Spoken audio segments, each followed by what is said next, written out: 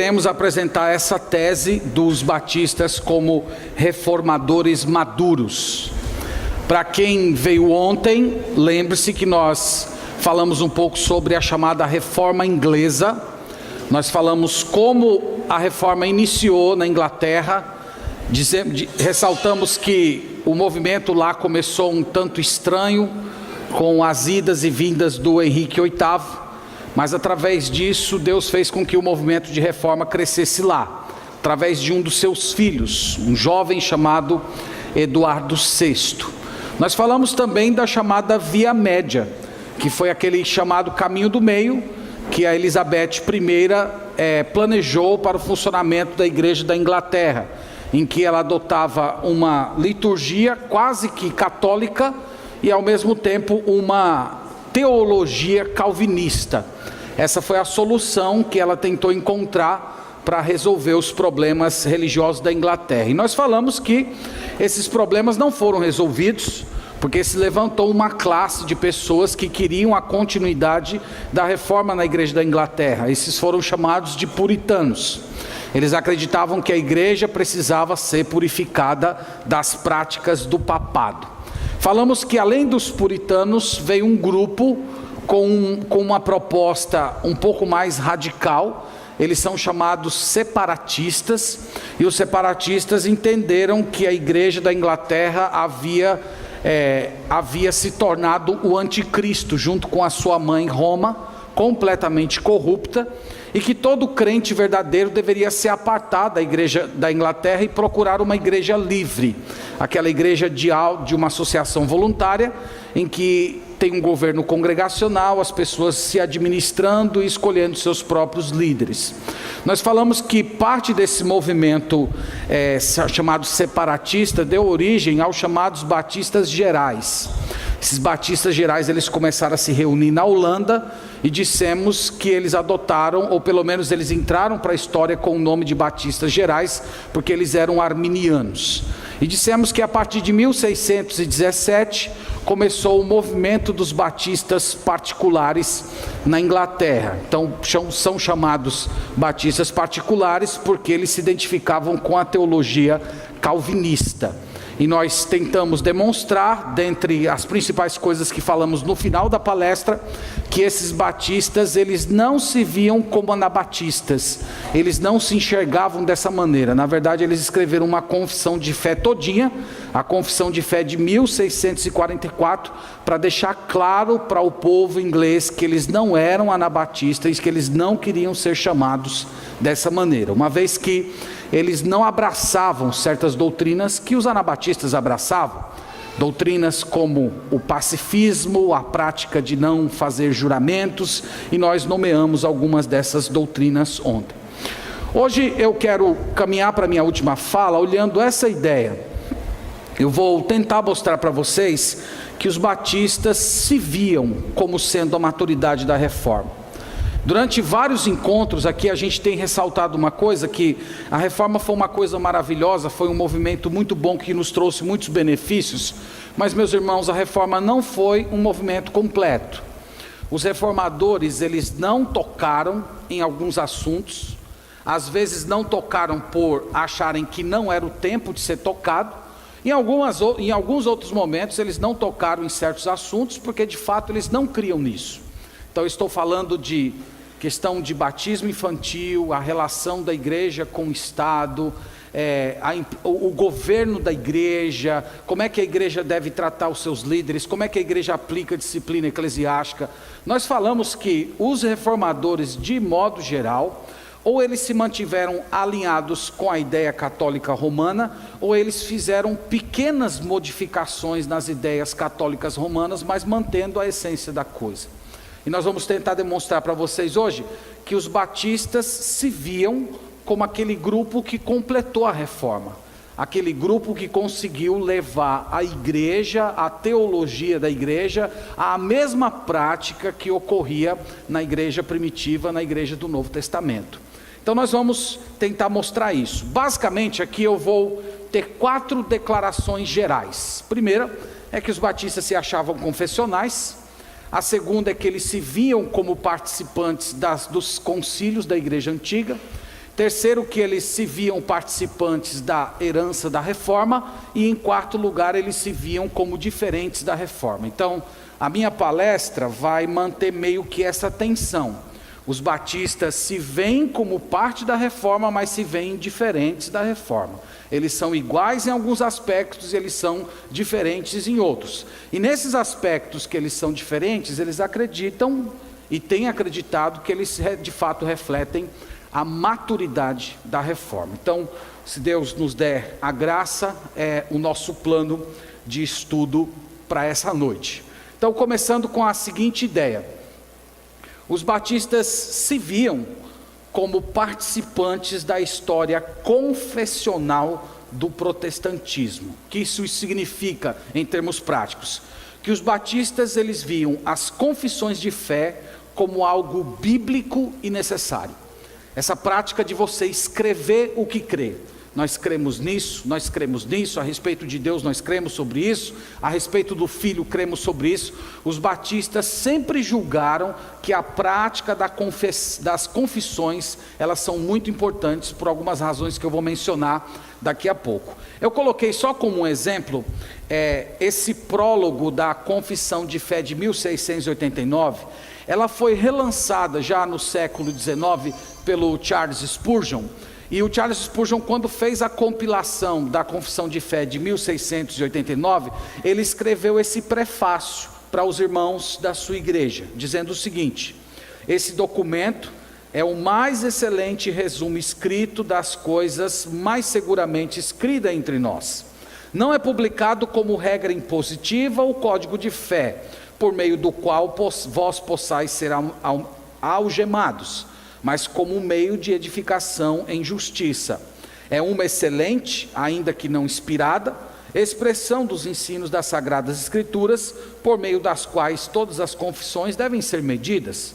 Nós, através dela, sustentamos as humilhantes verdades da soberana graça de Deus no processo de salvação dos pecadores perdidos. A salvação é somente através de Cristo e somente por fé. Aqui é uma declaração mais do que clara para mostrar para vocês que os batistas sempre valorizaram documentos de fé, declarações de fé. E por que eu estou falando isso, irmãos? Especialmente aqui no Brasil, de vez em quando a gente escuta a crítica de que nós batistas não somos confessionais. Nós não temos uma confissão como ponto de partida. E francamente, eu acredito que essa declaração, ela é verdadeira, mas apenas em parte. De fato, nós não temos uma confissão de fé como ponto de partida para a nossa identidade, como muitos outros movimentos têm, mas os batistas sempre valorizaram a documentação de fé. Os batistas escreveram confissões de fé. No Brasil, as igrejas batistas têm a sua própria confissão de fé. Sempre se encorajou igrejas a utilizar algum tipo de confissão de fé. Por qual razão? Primeiro, para você testar a clareza e a pureza da fé. Para você testar os pregadores, os pastores, os recém-convertidos. E para você diferenciar o herege, o pagão, o apóstata, daquele que crê na verdadeira doutrina. Isso é uma coisa muito importante, porque às vezes os hereges, eles adotam a mesma linguagem das Escrituras, mas redefinindo os termos. Então, quando você pega, por exemplo, um ariano, um testemunha de Jeová, e você mostra para ele lá um versículo que Jesus se identifica como Deus, ele vai dizer que acredita naquilo, que ele acredita naquilo que está escrito, só que ele redefine o termo Deus, dizendo que Deus seria uma espécie de um ser inferior em relação ao Pai. Então é por isso que a documentação de fé é importante, porque a documentação de fé não diz apenas que nós cremos na divindade de Cristo, mas diz que com divindade de Cristo nós queremos dizer que Cristo é igual ao Pai, que Cristo tem a mesma glória do Pai, que Cristo tem os mesmos atributos do Pai, o mesmo poder do Pai. Então a documentação de fé, ela é muito importante dentro da igreja, porque ela nos ajuda a formar essa identidade. Então, com isso eu estou dizendo para vocês, tentando tirar a mística de uma ideia, de uma crítica, que de vez em quando recai sobre nós. Nós temos confissões. Agora, nós não temos uma abordagem confessional como alguns outros grupos têm. Então você vê a maneira como o Spurgeon redigiu o texto dele, dizendo que é uma expressão excelente, mas não é inspirada. Ela deve sempre ser medida através das Escrituras, ela não é impositiva, ela não é para algemar. Então essa é a diferença dos batistas quando lidam com confissões de fé comparado a outros grupos que estão algemados nas minúcias das suas confissões a tal ponto de qualquer tipo de mudança ou de possibilidade de mudança eles já estarem completamente fechados para isso. Eu entendo que há aqueles aspectos da fé que nós não podemos negociar, mas nós entendemos que há alguns aspectos da teologia que ainda estão abertos à investigação, e os batistas sempre levaram isso em conta. Segunda ideia que eu quero dividir com vocês, é que os batistas se viam participantes das decisões tomadas nos primeiros concílios da igreja antiga. Então o que eu estou tentando dizer aqui, é que os batistas quando surgiram no século 17, eles não surgiram assim, no vácuo, e eles não surgiram dizendo, nós estamos aqui, somos um grupo novo. Eles não se viam assim. Na verdade, eles viam que eles tinham uma herança teológica, eles se viam como um grupo que estava ligado à igreja antiga, a todas as decisões que foram tomadas nos primeiros concílios da igreja. Quem lembra aí de cor os primeiros concílios da igreja? Tem o de Jerusalém, né? Mas da igreja antiga, né? De Jerusalém é da igreja primitiva. Concílio de Nicéia, 325, não é isso? Concílio de Constantinopla, 381, Concílio de Éfeso, 431, Concílio de Calcedônia, 451, Calcedônia 2, 553 e Calcedônia 3, 680. Os batistas se viam participantes disso. Os batistas diziam que as decisões que foram tomadas nesses concílios, eles estavam abraçando, portanto, eles tinham uma identidade espiritual e teológica com os irmãos da igreja antiga. Então, vou dar aqui alguns exemplos. Aqui é uma definição da Trindade, da Confissão de Fé Batista. Em seu ser divino e infinito há três subsistências: o Pai, a Palavra ou o Filho e o Espírito Santo, de uma só substância, poder e eternidade, cada um possuindo completa essência divina, e ainda assim a essência é indivisível. O Pai de ninguém é gerado nem procedente, o Filho é eternamente gerado do Pai, o Espírito Santo é procedente do Pai e do Filho, todos infinitos e sem princípio de existência. Portanto, um só Deus, que não deve ser dividido em seu ser ou natureza, mas sim distinguido pelas diversas propriedades peculiares e relativas e relações pessoais. Esta doutrina da Trindade é o fundamento de toda a nossa comunhão com Deus e confortável dependência dele. Irmãos, a linguagem da Confissão de Fé Batista aqui, de 1689, é a mesma linguagem, é quase que uma repetição da decisão que foi tomada em Calcedônia 381. Então o que eu estou dizendo aqui para vocês é que quando os nossos irmãos batistas foram pensar a respeito da identidade do nosso Deus, eles não viram a necessidade de inventar uma coisa, eles simplesmente foram à história e eles viram que aquelas decisões que haviam sido tomadas na igreja antiga eram decisões que refletiam a ortodoxia, a doutrina correta, e eles abraçaram isso e eles se tornaram participantes disso e se viam como parte disso. Até a linguagem que você tem aqui, por exemplo, essa linguagem subsistência, substância, essência, toda essa linguagem, irmãos, era a linguagem que era utilizada no século IV, comumente, muito vinda do platonismo. Então os nossos irmãos praticamente repetiram.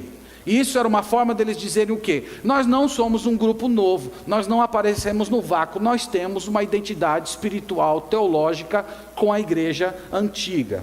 Um outro exemplo, a respeito de Jesus, aqui vocês vão ver que a declaração da confissão de fé é praticamente uma repetição do concílio de Nicéia, 325. Diz o seguinte: O Filho de Deus, a segunda pessoa da Santa Trindade, sendo verdadeiro e eterno Deus, o resplendor da glória do Pai, da mesma substância e igual com aquele que o criou do mundo, quem sustenta e governa todas as coisas que ele fez, quando chegou à plenitude dos tempos, tomou sobre si a natureza humana, com todas as propriedades essenciais e fraquezas comuns, embora sem pecado. Foi concebido pelo Espírito Santo, no ventre da Virgem Maria, o Espírito Santo desceu sobre ela e o poder do Altíssimo a envolveu. E assim foi feito de uma mulher, da tribo de Judá, da descendência de Abraão e Davi, segundo as Escrituras, para que as duas naturezas inteiras, perfeitas e distintas fossem inseparavelmente unidas em uma só pessoa, sem conversão, composição ou confusão.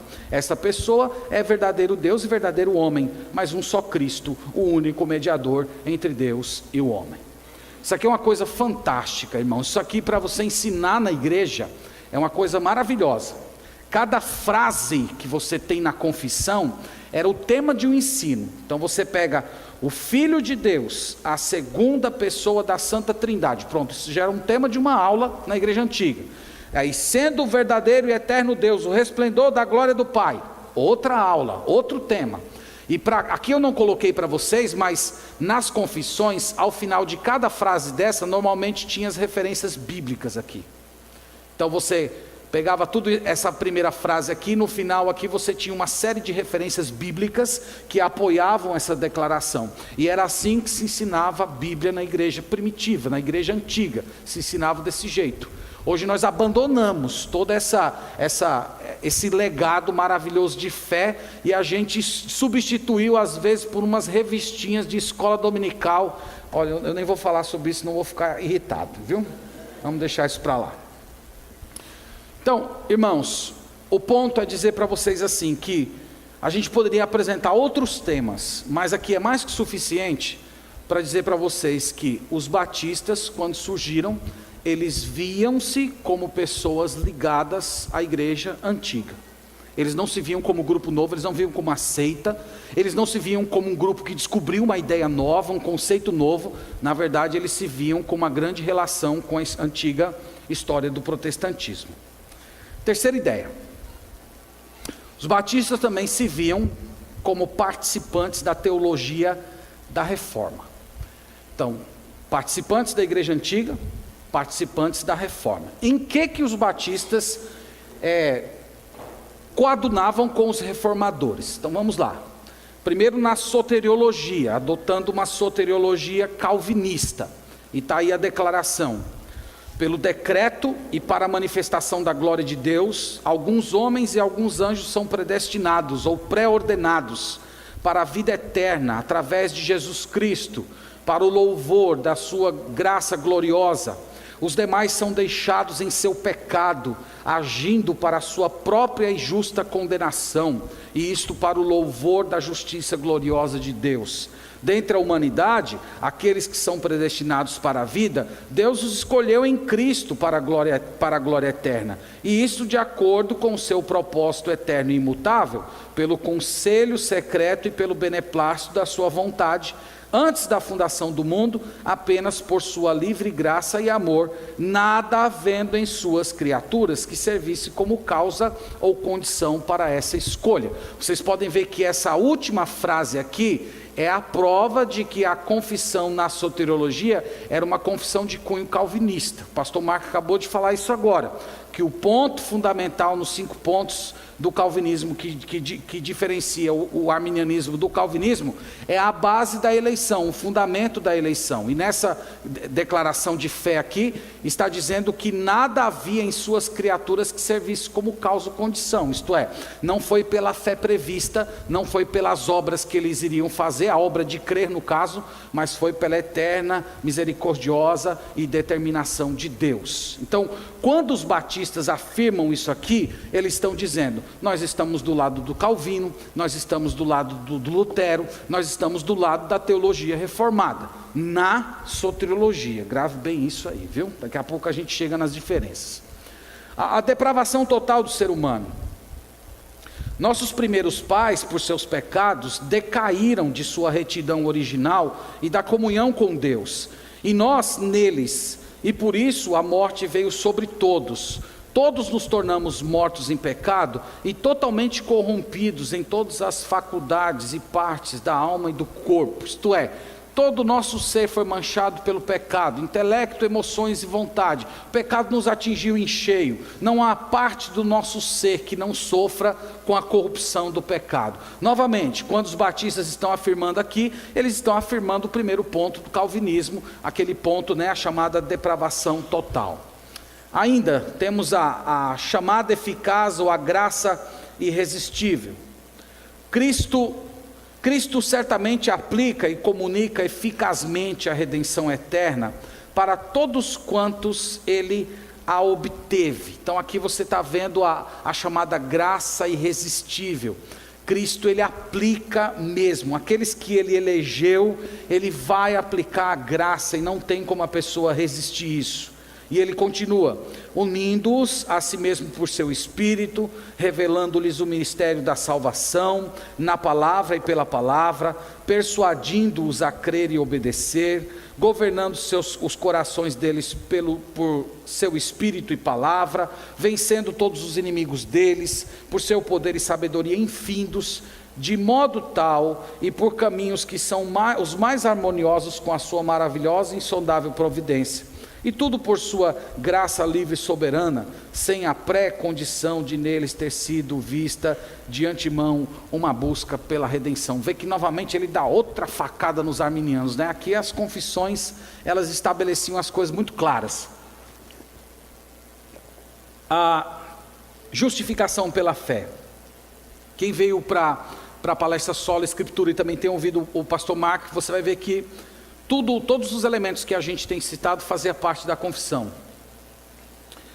Aqueles a quem Deus chama eficazmente, ele também livremente justifica, não por meio da infusão de justiça neles, mas por perdoar os seus pecados e por considerar e aceitar as pessoas como justos, não por qualquer coisa neles operada ou por eles feita, mas somente por causa de Cristo, não lhes imputando como justiça a própria fé, ou o ato de crer, ou qualquer outra obediência evangélica, mas pela imputação da obediência ativa de Cristo a toda a lei, e obediência passiva em sua morte, por sua completa e única justiça pela fé. Fé esta que eles não têm de si mesmos, pois ela é um dom de Deus. Aqui é o resumo de tudo que o pastor Marco falou. Se você não entendeu nada que ele falou, memoriza isso aqui que você vai dizer, aprendi uma coisa maravilhosa na palestra Justificação e Santificação. Mas é isso, irmãos, a fé não é a obra, a fé é dom de Deus, a justificação é uma declaração de inocência, todos os elementos estão aí. Irmãos, eu tenho muitos aqui, mas eu vou pular o próximo, Perseverança dos Santos, e eu vou para o Sola Escritura, porque esse considero ele mais importante nesse momento. Então ele diz, as Sagradas Escrituras são a única, suficiente, correta e infalível regra de todo conhecimento, fé e obediência salvíficos. Embora a luz da natureza e as obras da criação e da providência manifestem a bondade, a sabedoria e o poder de Deus, a ponto de tornar os homens indesculpáveis, ainda assim não são suficientes para oferecer aquele conhecimento de Deus e de sua vontade que é necessário para a salvação. Portanto, aprove ao Senhor em diversas ocasiões e de muitas maneiras revelar-se e declarar a sua vontade para a sua igreja, e posteriormente para a melhor preservação e propagação da verdade e para o mais seguro estabelecimento e consolo da igreja contra a corrupção da carne e da malícia de Satanás e do mundo, concedeu a mesma completamente por escrito, o que faz da Sagrada Escritura indispensável. Aqueles antigos modos de Deus revelar a sua vontade ao seu povo agora cessaram. O que são aqueles modos antigos? Sonhos, revelações, aparições, conversas diretas. Ele diz, tudo isso cessou. Ele está refletindo aqui, Hebreus capítulo 1, versículo 1, que foi o texto que a gente mencionou na palestra Sola Escritura. Então, meus irmãos, Os batistas, eles defenderam a clareza e a certeza da palavra de Deus. Eles disseram ao lado dos outros reformadores que a Bíblia é um livro humano e divino ao mesmo tempo.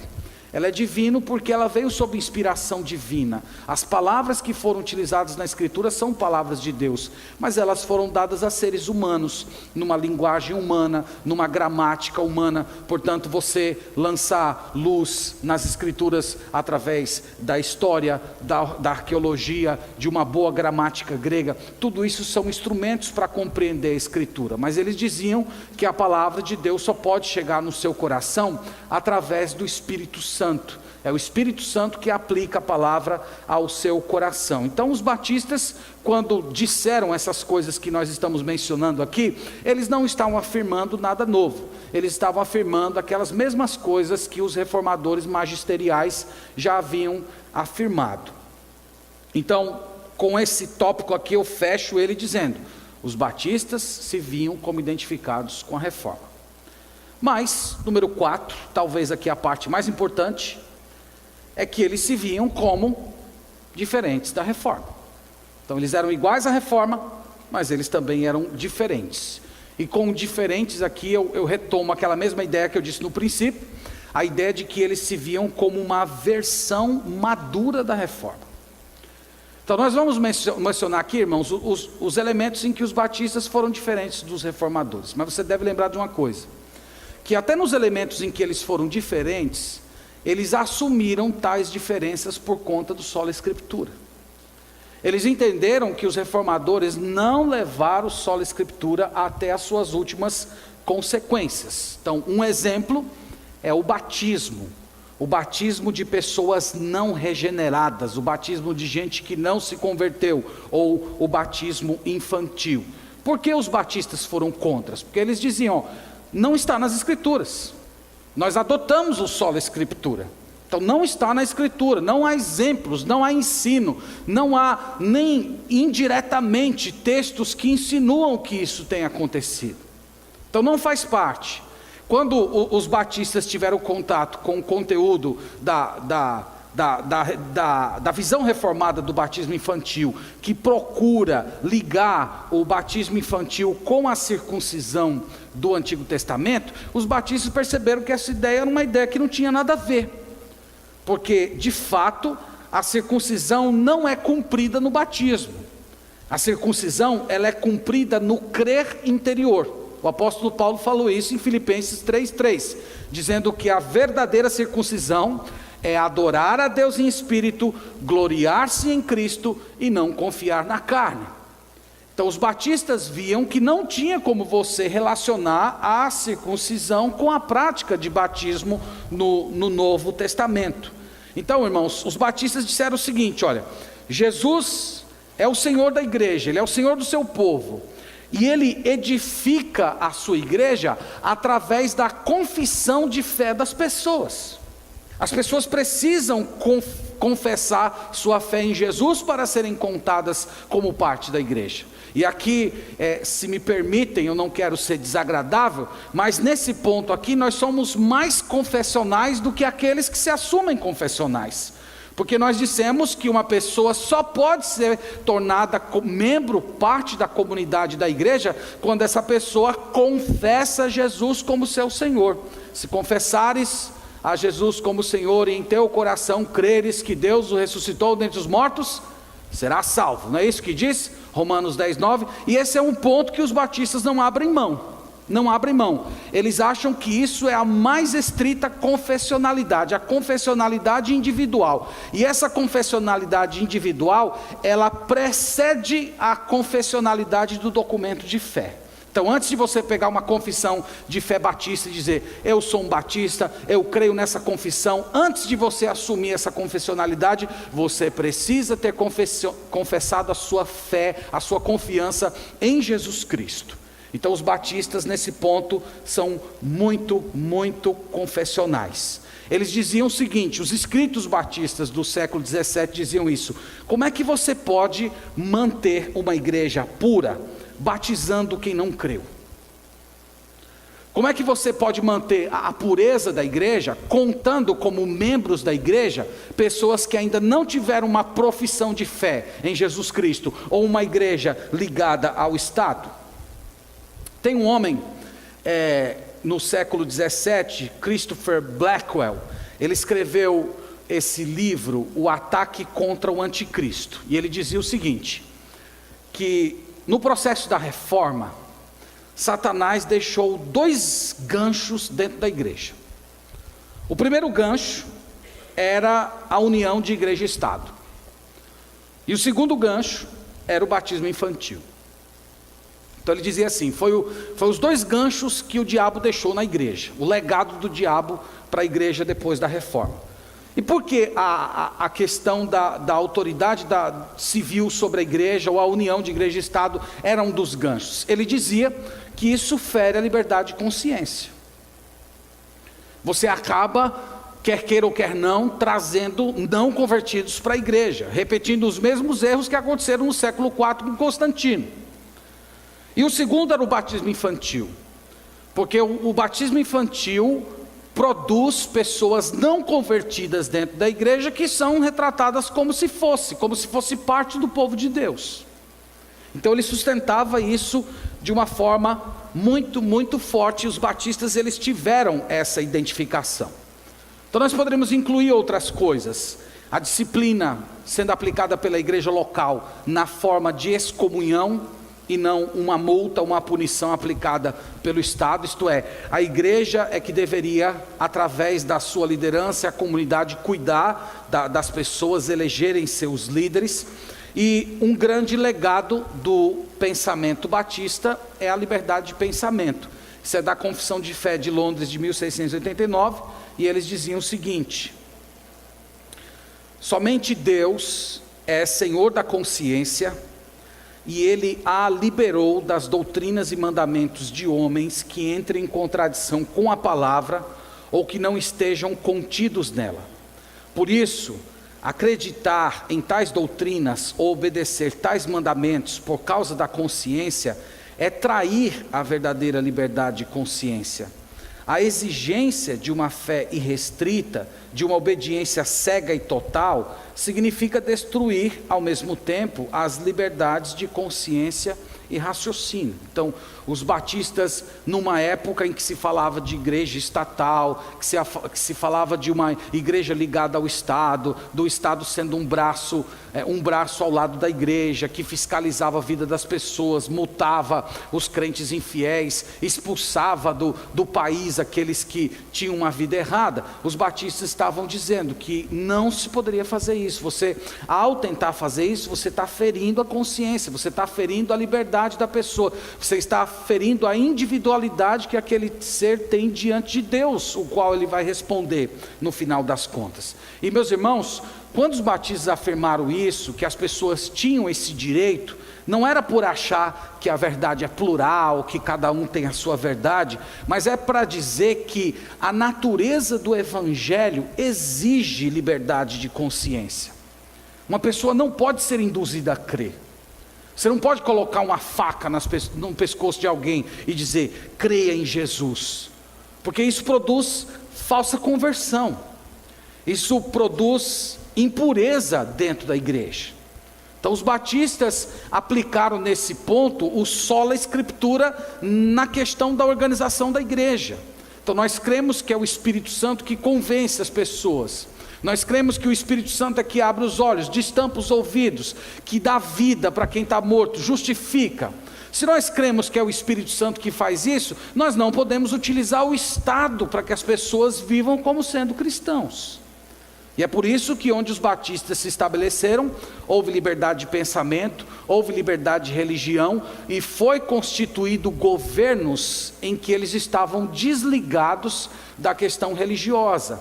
Então, quando os Estados Unidos aparecem, como nação unificada, defendendo o republicanismo, defendendo a liberdade de religião, estava por trás de tudo isso essa teologia que os batistas já vinham defendendo há vários anos.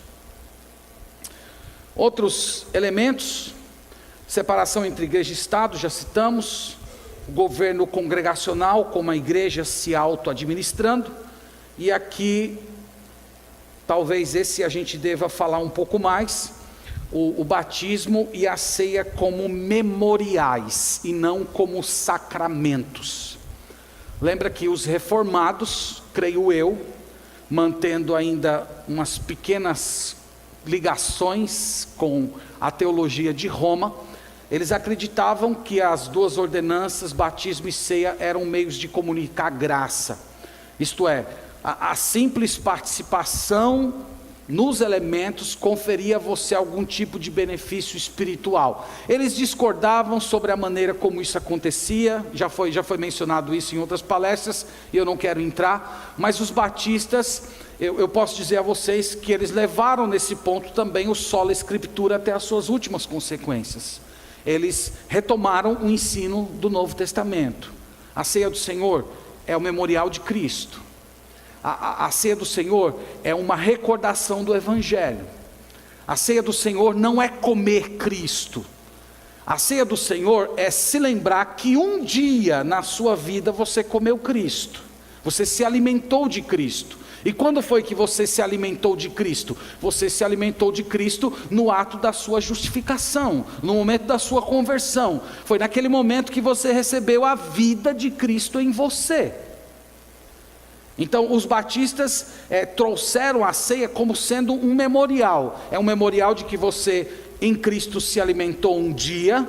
É um memorial da morte e ressurreição de Cristo. Então não existe um benefício espiritual necessariamente porque você pegou aquele pão e comeu o pão, mas o benefício está na própria memória que você tem. Quando você toma os elementos da ceia, mentalmente você volta ao Calvário, você olha Jesus sendo trucidado, você lembra que Ele é Deus, que Ele é perfeito, que Ele fez isso por amor, que Ele verteu o seu sangue, pagou o preço da sua redenção. Então tudo isso alegra o seu coração, isso traz um vigor novamente, um sentimento de gratidão a Deus. Os benefícios têm a ver com isso, mas não uma graça simplesmente porque você comeu o elemento. Os batistas, eles afirmaram isso. Então eles dizem o seguinte: somente pode ser submetidas a esta ordenança as pessoas que de fato professam arrependimento para com Deus, fé e obediência ao Senhor Jesus. O elemento externo a ser empregado nessa ordenança será a água, na qual a pessoa será batizada em nome do Pai, do Filho e do Espírito Santo. Para a devida administração desta ordenança é necessária a imersão, ou seja, a submersão da pessoa na água. Esse assunto aqui é um assunto muito importante para os batistas. Inclusive tem a ver com o nome que a gente recebeu. Nome de batistas tem a ver com isso, a prática da imersão. E por que os batistas não consideraram a aspersão ou a afusão, derramar água sobre alguém, como sendo formas legítimas de batismo? Os batistas diziam que, embora fosse um símbolo, esse símbolo tinha que ser executado corretamente. Esse símbolo tinha que fazer justiça ao ente que ele deseja representar. Qual é o ente que se quer representar no ato do batismo? Você deseja representar uma morte, uma ressurreição e uma purificação. Então qual é a maneira correta que faz justiça ao modo como o ente que se quer ser representado? É a imersão. Então na imersão a pessoa é deitada nas águas, simbolizando a sua morte. Ela é lavada, simbolizando a sua limpeza, a sua purificação. Ela é ressuscitada simbolicamente quando se levanta das águas. Então, embora não seja sacramental, embora não vá lavar os seus pecados, não vá produzir nenhum tipo de graça especial, é um testemunho público da sua fé, mas esse elemento precisa ser representado corretamente. E nossos irmãos, eles morreram, eles eram jogados em rios por causa disso, eles eram ridicularizados por causa disso. E eles, irmãos, às vezes escolhiam morrer do que sacrificar sua consciência. E hoje a gente vê assim que esse assunto já não representa tanta seriedade assim nos nossos dias. Não, creme em Jesus, está tudo bem. Não, de fato está tudo bem no que diz respeito à sua salvação, mas nós temos que representar do jeito correto, porque isso é sola escritura também. O texto diz que Jesus, quando foi batizado, ele entrou nas águas. A Bíblia diz que João batizava em Enom, perto de Salim, porque ali havia muitas águas e o povo concorria para lá e era batizado. Mateus capítulo 3, versículo 16. Então nós temos várias referências. Então os batistas, apegados ao sola escritura, eles sustentam: há um modo correto de ser batizado, e os outros modos são incorretos, portanto não são batismos. E quando nós falamos isso, nós não estamos duvidando da fé das pessoas, não estamos dizendo que eles não são nossos irmãos, mas nós estamos dizendo que esse rito entregue pelo Senhor Jesus à igreja, ele foi administrado de uma forma equivocada. Então, meus irmãos, eu não sei se vocês estão percebendo a tônica aqui, mas o que nós estamos dizendo é que até naqueles elementos que os batistas discordaram dos reformadores, eles discordaram por conta do sola escritura, levando sola escritura até as suas consequências lógicas. Pois bem, eu estou começando a caminhar para as minhas conclusões. Uma questão que normalmente me perguntam quando eu falo esse tipo de coisa é: por que essas coisas se perderam, né? O que foi que aconteceu? Então nós temos confissões de fé. Hoje quase não se fala de confissões de fé dentro de igreja batista. Eu acho que, se eu fosse perguntar para vocês aqui, quem foi que leu a confissão de fé de 1689, talvez os alunos do seminário levantariam a mão, porque foram obrigados, senão iam perder nota. Os batistas utilizavam catecismos. Eu sei que para nós que somos brasileiros, criados numa teologia católica, a palavra catecismo é uma palavra meio ingrata, que incomoda os nossos ouvidos por conta da identificação com Roma, mas os catecismos não passam de um método de ensino bíblico através de perguntas e respostas. Isso fazia parte também, perdeu-se. Os batistas, eles afirmavam o calvinismo, a soteriologia calvinista. Hoje nós temos uma massa de batistas, provavelmente a maioria dos batistas hoje seja arminiana. O que foi que aconteceu? Então, a história tem alguma explicação a respeito disso. Por volta do século XVIII, nós tivemos dois grandes avivamentos. Um que começou na Inglaterra, se desenrolou depois nos Estados Unidos, e outro com mais força nos Estados Unidos. Esses avivamentos foram importantes porque trouxeram um despertamento para pessoas que estavam numa espécie de ortodoxia fria, através de homens do calibre de George Whitefield, Jonathan Edwards, John Wesley. Foram instrumentos de Deus poderosos para levar o evangelho, despertar as pessoas para uma vida piedosa. Mas os avivamentos trouxeram excessos. Parte desse excesso foi uma desconfiança com a educação teológica e o uso de catecismos na igreja. A ideia, veja se você acha isso, se você já ouviu isso em algum lugar.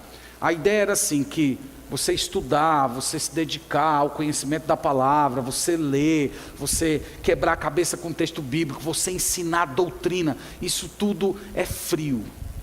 A gente precisa do Espírito, o Espírito aquece o coração, o Espírito revela o que tem que falar. Você não precisa estudar, pá, bufa, o Espírito Santo fala, você diz, e cita o RG da pessoa se for necessário. Já viram isso em algum lugar? Para vocês verem que essas coisas não são novas. Então isso trouxe uma desconfiança com a educação teológica. E vários deles se tornaram anti-intelectuais, anti-teológicos, anti-educacionais. Eles começaram a valorizar uma forma de fé cristã mais pietista, grave essa palavra, que é mais baseada na emoção do que no conhecimento. E nós já temos falado que a boa teologia, ela segura as duas coisas, não é? O conhecer e o sentir. O avivamento de 1830 foi talvez o pior de todos. Foi através da pessoa de Charles Finney. Aí a coisa foi terrível mesmo, porque se tornou comum manifestações de desmaios, gargalhadas, grunhidos, convulsões, danças. Nessa época, o pietismo tomou conta das igrejas batistas e o calvinismo foi abandonado, transformado numa versão bem light, em que talvez o único ponto do calvinismo que sobreviveu em algumas igrejas batistas seja uma pequena parte do quinto ponto, manifestado na frase, uma vez salvo, salvo para sempre. Talvez isso foi tudo que restou. Então, esse é o problema. Então, se vocês pensarem o seguinte, em 1830 estava acontecendo o avivamento de Finney, quando essas coisas tomaram forma entre os batistas. A partir de 1870, nós já temos os primeiros batistas no Brasil. 1871, em São Paulo. 1882, aqui na cidade de Salvador. Todos esses, ou pelo menos a maioria deles, vieram com a teologia de Finney na cabeça. E essa teologia de Finney, ela é manifestada em diversas práticas. Aqui eu vou me arriscar um pouco. Práticas como o decisionismo. Quem quer aceitar Jesus, levanta a mão. E a pessoa levanta a mão e você diz, aceitou Jesus. Ou você levanta a mão, venha para frente receber Jesus como Senhor e Salvador. Tudo isso foram práticas de Finney, foi ele que criou isso. Os batistas não tratavam conversões dessa maneira. Os batistas eram mais cuidadosos no passado. Antes deles apresentarem uma pessoa para a comunidade como convertida, eles iriam se certificar se aquela pessoa de fato tinha entendido o Evangelho e depositado sua confiança em Jesus. Então essas práticas elas foram entrando e elas se tornaram quase que parte da nossa identidade, mas eu quero dizer para vocês que no princípio não era desse jeito. Então, meus irmãos, chegando à minha conclusão, eu queria lhes lembrar disso. Que os batistas são a maturidade da reforma. São os batistas que conseguiram levar a reforma até uma representação correta do que foi a igreja primitiva. De modo que, se você assiste em uma igreja batista conservadora, você se sentiria plenamente à vontade na primeira igreja batista de Jerusalém. Brincadeira, acho que vocês não entenderam, né? Vocês não entenderam. Eu vou explicar, porque se as pessoas não entenderem, então é melhor explicar a piada, né, pastor Marcos? Eu quero dizer isso, que o que nós somos hoje, em matéria de culto e prática, é uma representação aproximada do que foi a igreja de Jerusalém. Na sua prática, na sua administração, nas suas ordenanças, e que foram os batistas que conseguiram retomar isso. Então eu espero que essa palestra ela foi mais uma provocação. Eu espero que saindo daqui você se interesse de conhecer essa documentação de fé, essa herança teológica maravilhosa que está sendo perdida por nós e infelizmente nós estamos perdendo por descuido. Estamos perdendo por descuido essa boa herança que Deus tem nos dado. Então que Deus nos abençoe, que Ele nos dê graça.